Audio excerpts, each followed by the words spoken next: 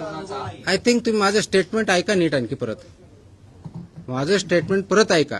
आणि ते लाईव्ह होतं, ते काय असं एडिट केलेलं नाही. Please edit. भाषणामध्ये काही क्वेश्चन आन्सर आले आणि ते अमरावतीचं, नागपूरचं नाही. स्टेटमेंट ते अमरावतीमधल्या भाषणामधलं आहे.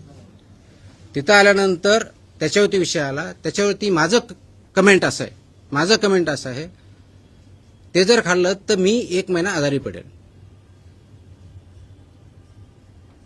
हे दुसऱ्याने पडतील असं म्हटलेलं नाही.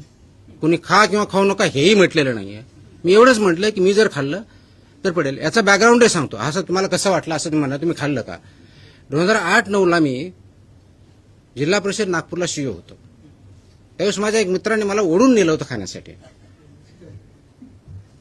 ओके.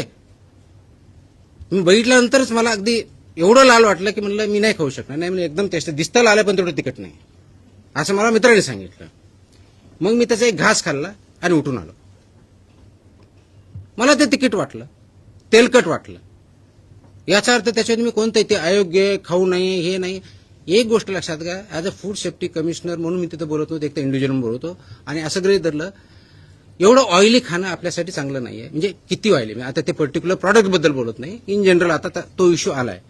किंवा तेवढं स्पायसी हे आपल्या हेल्थसाठी चांगलं नाही. हेल्दी फूड बऱ्याच वेळेस तुम्ही माझ्या प्रश्नामध्ये विचारलं, अवेअरनेस क्रिएट होणं हे पण हा एक भाग आहे. तर याच्याबद्दल मी कोणतीही टिप्पणी अशी केली नाही की त्याच्यामुळे कोणता समाज किंवा कुणी त्याच्यामध्ये हर्ट व्हावं. त्याच्यामुळे असं जर कोणी गैरसमज करून घेत असेल ते माझं त्यांनी स्टेटमेंट जे बोललेलं ते परत ऐकावं व्यवस्थितपणे. ही टिप्पणी मी आजारी पडेल याच्याबद्दलची आहे.